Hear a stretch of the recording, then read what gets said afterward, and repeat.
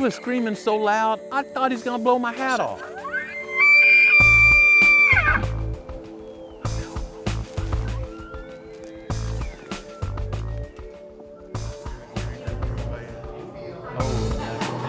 That's just surreal.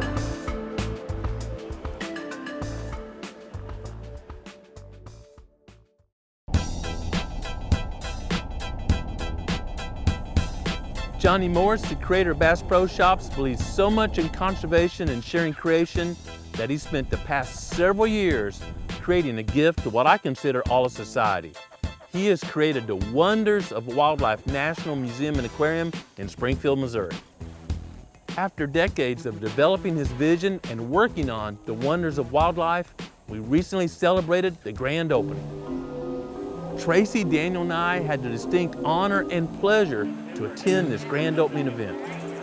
The three of us met up with my friends Jerry Martin and Alan Treadwell and started touring the Wonders of Wildlife. I mean, this would just be awesome for any museum right here. I mean, you know, just this right here. There's tens of thousands of displays, but I'm not talking like a normal museum. I'm talking about 4D galleries like Africa, the Hall of Horns, North America, Lewis and Clark's journey. It's incredible to walk through this tribute to conservation. The Wonders of Wildlife is all about celebrating the huge successes of hunters and anglers in conserving our natural resources. Incredible. There's a 1.5 miles of trail through state-of-the-art 4D dioramas that celebrate the most extreme wildlife and fish found on the planet. And I'm talking animals that I've never seen before, critters from all over the globe, all there to honor the tremendous natural resources we all have available through the gift of conservation. One of my favorite galleries is filled with, I don't know, maybe hundreds of white-tailed deer mounts, many state records or world records, original mounts, not replicas, from all throughout the whitetails range, and descriptions of each one. I could spend hours just in there learning and being entertained. It was a perfect evening at Johnny Morris's Wonders of Wildlife National Museum and Aquarium, and I can't wait to go back, take Raleigh and Ray, of course Tracy, and my mom and dad, and spend the day enjoying creation from around the planet. Growing Deer is brought to you by Bass Pro Shops, also by Reconics, Trophy Rock, Eagle Seed, Nikon, Winchester, Lacrosse Footwear, Bloodsport Arrows, Flatwood Natives, Morel Targets, Caldwell Shooting Supplies, Hooks Custom Calls, Montana Decoy, Summit Tree Stands, Drake Non-Typical Clothing, House Lubricator, Genesis No-Till Drill, Yamaha, Fourth Arrow, Scent Crusher, iScope, Bone View, Mossy Oak Properties of the Heartland, Code Blue, Decode, G5 Broadheads, Prime Bows, and Redneck Hunting Blinds.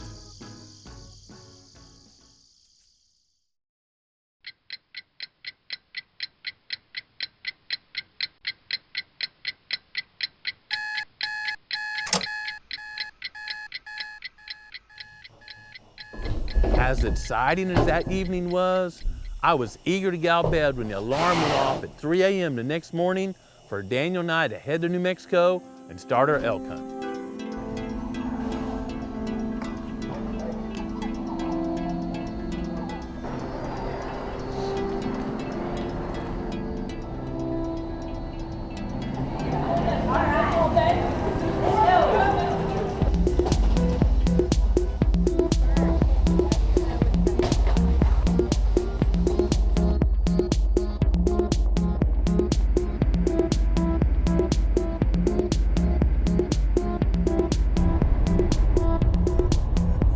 When we arrived in camp, one of the first things I always want to do is shoot my bow. So we set up a morel target, backed up to 40 yards with all the guides watching, put a little pressure on myself, fired an arrow. You don't like that? Clearly the prime had traveled well and I was ready to hit the woods. Should be fine. What you do is, self-employed, a lot of people live off the land, so gathering wood. We're in New Mexico, the first afternoon of our elk hunt. We've got a stout, steady wind, which is perfect. They're gonna be feeding over here, we're told, in the afternoons in some large alfalfa fields, but bedded back in the canyons. We're gonna sit up halfway in between. I'm so excited I can't stand it. So let's start this elk hunt. I don't mind sharing, I had never tagged an elk before, but when I saw this property, I just got that feeling and became super excited. Obviously, two bedding area is really good from this morning where they settled in. Okay. So we just want to try here if they're coming in from which side and then just set up. Our guide Frank told us that this was an excellent listening point. There were canyons on both sides, and if elk were moving through, we should be able to hear them, move in front of the elk, and maybe get a shot. It was warm that afternoon, but as the light faded, we heard a distant bugle, dropped off into a canyon to see if we could catch up with the bull.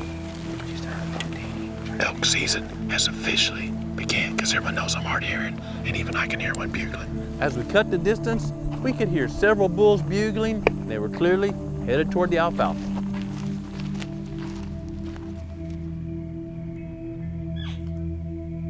I would say we're out of camera light before anything got to us. Yeah, we're just let them rest and get the heck out of here. We tried to cut the distance, but we simply couldn't get there before the bulls passed and made their way to the feeding area. I was a day and a half late getting to elk camp due to some other commitments. That worked in my favor. Now, I hated not hunting with my buddies, Terry, and Rob, but the guides at this camp were quality people, and even though all their hunters had already shot elk, they hung around just to help us. I gotta tell you, I felt pretty special walking around with 4 guides trying to help me find an elk.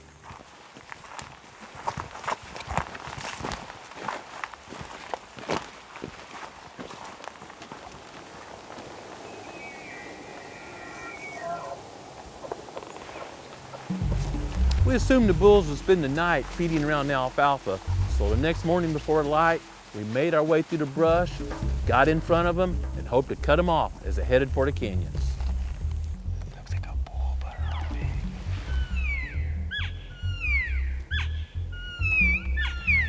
Try to get the back. It was a small bite, not too big.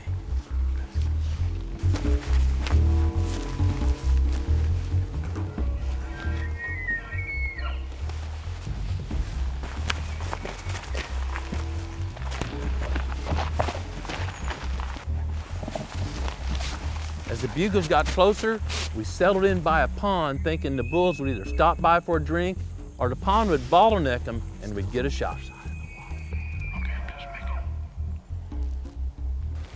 I need ranges. The green jumper right here for you, 45. The little tiny tree, 51. Oh, I see one moving through right here, guys. 70 yards. 70 yards. They're going back to the right. Yeah, they're gonna go to the right of us. They're right by us. Oh yeah, good bull. They're coming right there. Yeah. The cows started taking off the left, so let's try to get around them on this other side. Kind of a hard shot right over here. Yeah. Based on my past elk hunts, I thought, well, heck, this hunt's probably over. That's as close as we're gonna get, because that's pretty much been my experience. But while we're still standing there, we heard another bull fire off not that far away. Heck, this is starting to get like turkey hunting.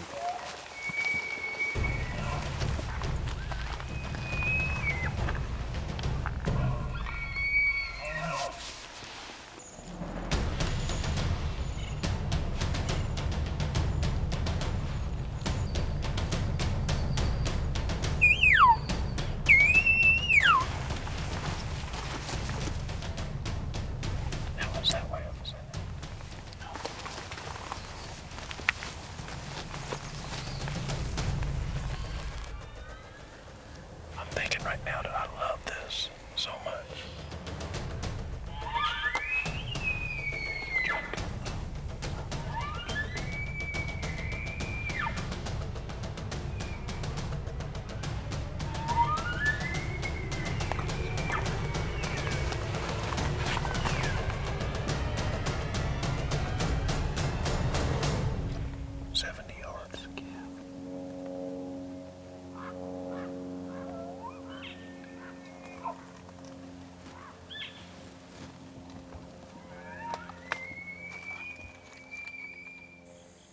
This bull came in close and we saw a cow, but they drifted off to the safety of a canyon.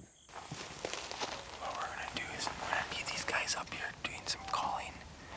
We're gonna go and wrap around.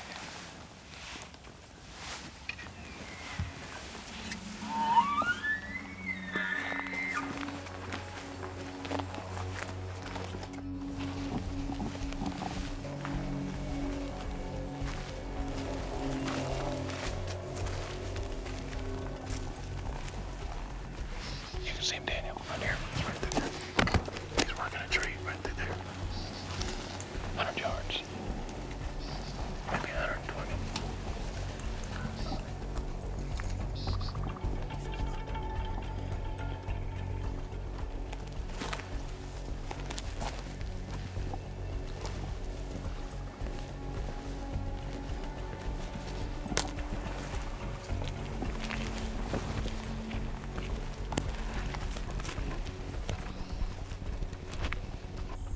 Knowing he probably had cows with him and a lot of noses and eyes were working, we decided to slip out, let him settle down, and start chasing again that afternoon. That night, rain moved in and continued through daylight. In fact, it was raining hard enough it kept us in the truck to protect the camera gear. But we weren't panicking because we thought as soon as the rain let up, the elk would be on their feet and very vocal. Watching these bulls, there's no doubt the rain and cooler temperatures had them fired up. We enjoyed the show, but we're eager to get chasing. And these bulls moved into a canyon about the time the rain was letting up, so the chase began.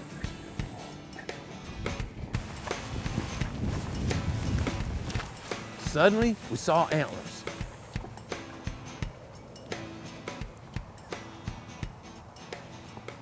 We waited till these young bulls moved out, heard a distant bugle, and took off another direction.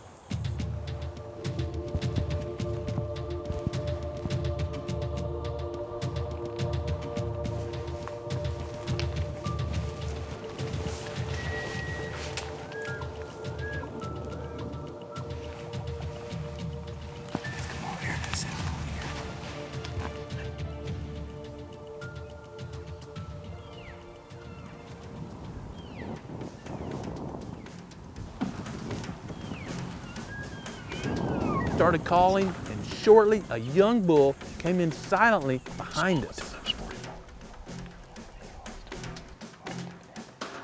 Okay. In middle studies.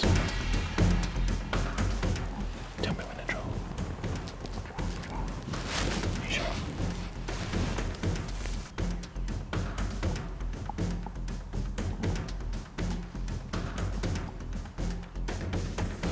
It seems easy just to say, hey, wait their heads down or something and draw. But it doesn't work out when you got 6-foot-tall critters looking over trees and watching every move where they heard sound coming from. Guys, we gotta get a decoy in view so they come to that decoy. About that time, another bull bugled and was coming in fast. 50 yards. He was screaming so loud, I thought he was gonna blow my hat off. What's that for?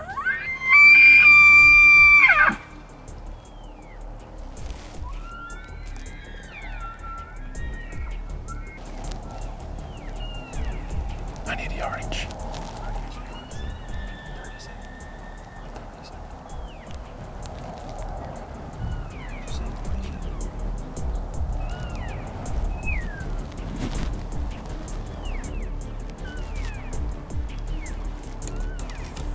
There were bulls everywhere. I've never had an elk hunting experience similar to this. Given I'd blown several encounters that morning, I asked the guides if we could put up a Montana decoy. My strategy was to get the bull's attention on the decoy versus the source of calling and give me an opportunity to draw. All of a sudden, another young bull was running toward the Montana decoy.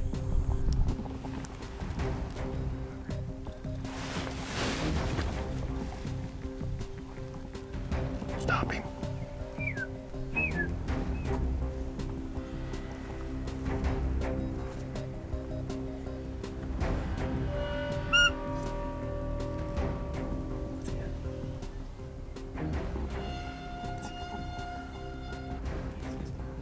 No, I'm not gonna take it.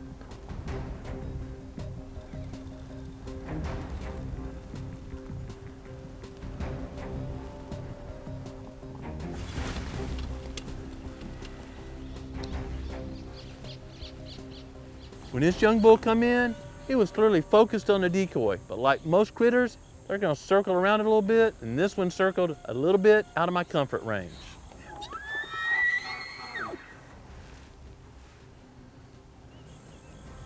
What an incredible morning. It seemed like there were bulls everywhere. We'd bust one or setup wouldn't work out, and wouldn't be but a few minutes, we'd be on another bull. Throughout the morning, we'd been working relatively immature bulls. We hadn't seen massive bulls, and we hadn't even seen a cow. The guides told us that these were probably satellite bulls or young bulls, and the bigger bulls were keeping cows down in the canyons, tucked away to themselves. This has absolutely been the most incredible day of elk hunting I've ever had.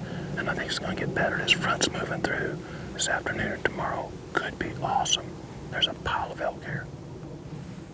I had more close encounters that day than I'd had during several previous elk hunts. I was so excited.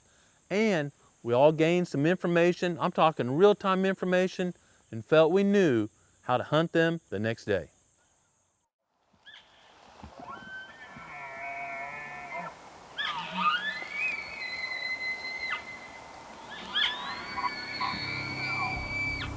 We're down to the last day, and we all felt we needed to push hard and make something happen.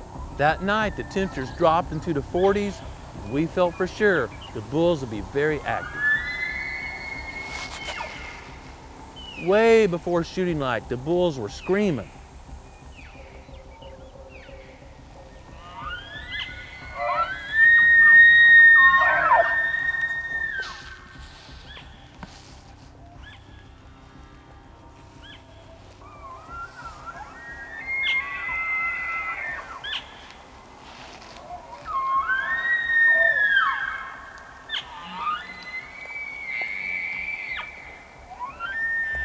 As the sun came up, a bull sounded off, and it sounded like he was less than 100 yards away. I felt certain we had a good plan.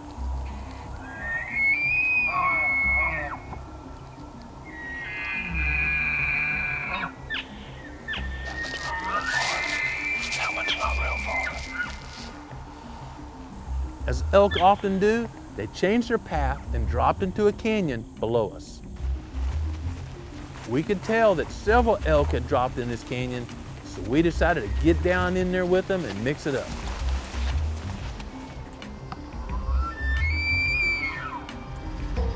We got set up, but the herd kept moving. Elk are big animals, and even when they're walking, I just about have to jog just to stay up with them. We could hear the elk, and we were moving and chasing and moving and chasing. It was hard to be in position for a shot. We closed the distance on one elk, but it was a spike.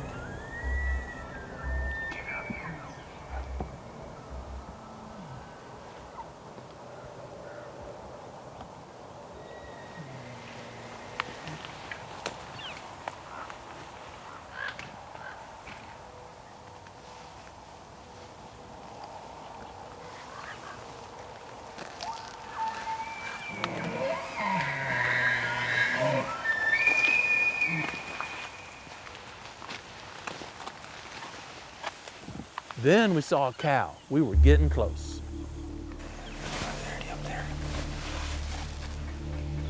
As we were carefully moving through the junipers and pinyons, we were spotting elk everywhere. We had caught the herd.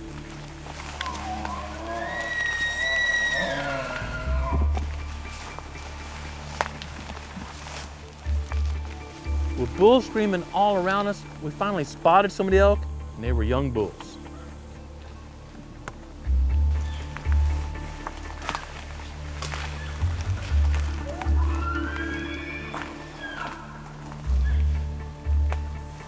Finally, Frank and I saw a mature bull. We backed out and tried to circle around. He's looking at us. Let's go that way. Watch your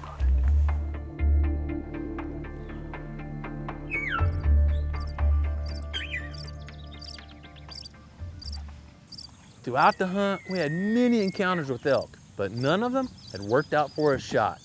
And I gotta tell you, as we walked back to the truck, I knew I had one last hunt to seal the deal. As we prepared for the final afternoon of our elk hunt, I took a moment to reflect and realized I hadn't had this many close encounters with elk in my entire elk hunting career. It was an extremely satisfying hunt. But this year, I wanted to punch my tag. This year, I wanted to bring some elk steaks home. And the last afternoon, that last hunt was so exciting, so much elk rutting action and so intense. I gotta tell you, I've never experienced anything like it. I don't want to cut it short. Big bull. Stop it. And next week, the whole episode, we're gonna share that last hunt.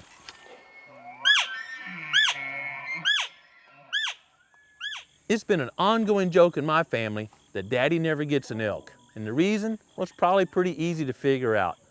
I would try to pick do-it-yourself locations on public land or research outfitters on my own and take their word for it, and it never worked out very well. So this year, my buddies and I decided to use hosted hunts and let them pick the outfitter. They're professionals. We simply told them our goals and objectives, our price range, our physical abilities, and let them match my group with the appropriate hunting location. And I gotta tell you, I could not be more pleased. I'm so pleased that I've worked with Hosted Hunts. You can enter a code GrowingDeer if you go to their website and work with them to find a location that fits your dreams. You think he's 350? Pushing 350. Over. Yeah. You think he's over 350? Yeah. Oh, he has mass. Look at his front. He's got mass. He's got long swords are long. It was incredible to go to the wonders of wildlife and see creation in its natural habitat from around the world. But, you know, we can't do that every day, but we can get outside and take a walk or go fishing and do something to enjoy creation. But most importantly, no matter where you are, slow down every day, be quiet, and listen to what the Creator is saying to you. Thanks for watching Growing Deer.